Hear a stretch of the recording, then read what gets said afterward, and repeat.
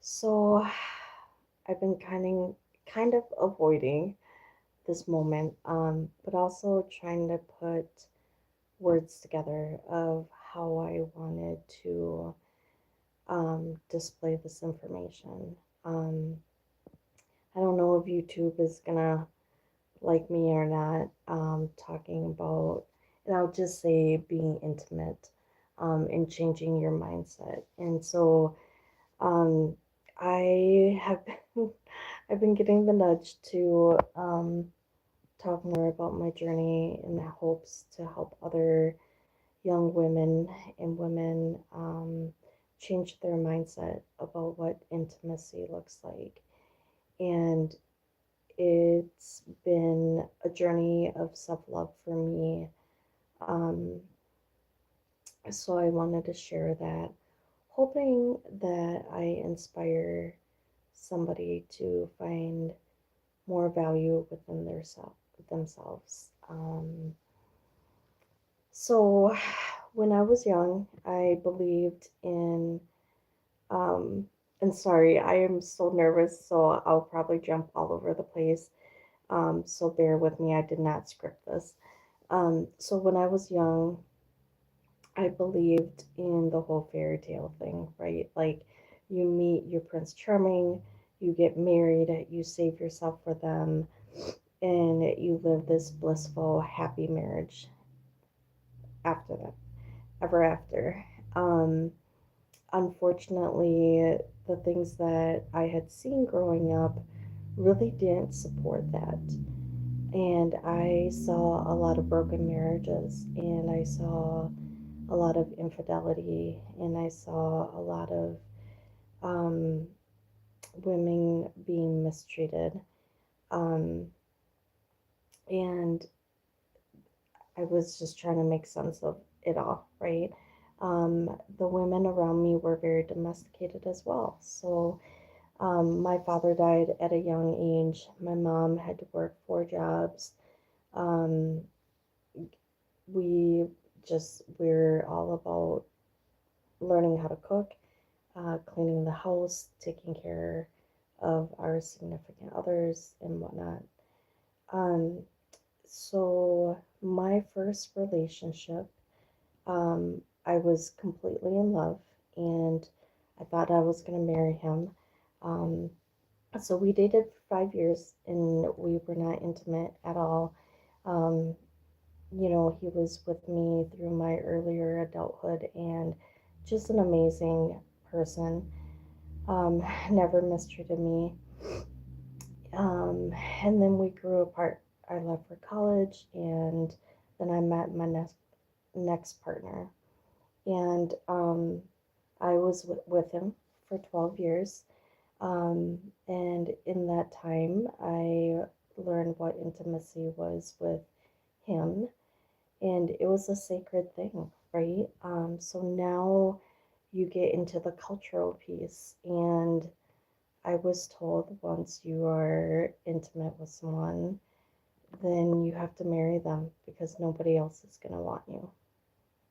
Um, and he was a great guy. I'm not saying like I only stayed with him because of this, but that was a big belief of mine. It was a core belief that I now had to stay with this man because nobody else would um, be with me. Um, so we had a 12-year relationship. Little did I know that, um, as you continue in different relationships, people treat you differently, and men treat you differently, and have a different. And I'm not downing men, please. This is not the point of my video tonight. Is hoping that you find a healthy version of you, and respecting yourself and finding your self worth. Um, for me, my belief was that I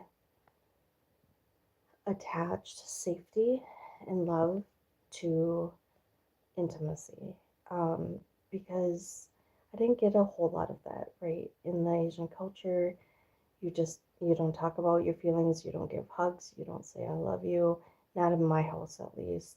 Um, and I was really craving that. So I attached my self worth to the physicality of a relationship.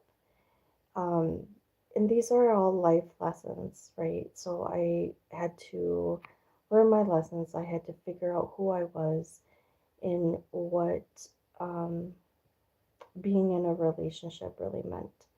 And um, I definitely fumbled. I wasn't the type, I've never had like a one night stand. I've never had multiple men at one time. Um, I couldn't date more than one person at a time. Hi, thanks for joining me tonight. And if you do, I'm not judging you. We're all on our own healing journey. It was just never something I was comfortable with, and things made sense later on in my spiritual journey of why it was always just an uncomfortable situation for me. Um, so, my point in bringing this out is because there's so much shame and guilt around um, being intimate with someone. Um, as we learn and grow, these things happen and you learn from them and you decide how you want to change to better your life, and that's what counts. Um, so, my healing journey was recognizing my own self worth. I was married and divorced, and after I was divorced, I thought it was okay to share my energy with someone and not have them give me what I really wanted deep down inside, which was love and commitment and a safe place to be. I was still chasing a safe place to be, which internally is the only place that you're going to find that. Um, so those were my lessons, was to go through these relationships, these interactions, and find my own self worth, and to think about intimacy different. And I will tell you, um, it wasn't until more recent that I realized putting, connecting the dots and figuring out which way I wanted to go, how I wanted to live and breathe that, and knowing what it meant to me and holding that sacred. Um, and you really don't know any different until you meet somebody that shows you that and respects you for your choices, and that you can hold off on the intimacy because a relationship isn't built on lust and the physicalities, but the emotional piece, the being on the same page and wanting the same things in life, having the same kind of respect. Um, and I'm just saddened by how much it is used out there, intimacy, on different social media platforms. And as a mental health therapist, unfortunately, I see a lot of it. And I try to coach my people and talk to them about what it means to value your own body and to know your worth and to attract like minded people who are going to respect you and see your worth as well. Um, it really takes starting to look at yourself and what you value and what's inside. And it can be a really hard start, but I started somewhere and so can you. Um, and I'm just hoping to inspire young women, um, any women out there, men, anybody that is in a position where they feel like they're giving themselves away more than they need to, and that they're not getting what they want and need in return. So I'm wishing you a lot of love and light and protection, and I hope that this resonated with somebody, and I wish you well. So have a great night.